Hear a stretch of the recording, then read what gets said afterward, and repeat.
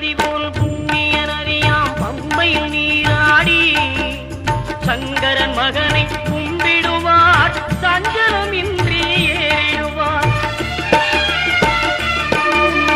நீலிமலை ஏற்றம் சிவபாலனும் ஏற்றிடுவார். காலமெல்லாம் நமக்கே அருள்காவலனாயிருப்பார். தேகபலம் தா பாதபலம் தா தேகபலம் தா பாதபலம் தா தேகபலம் தாய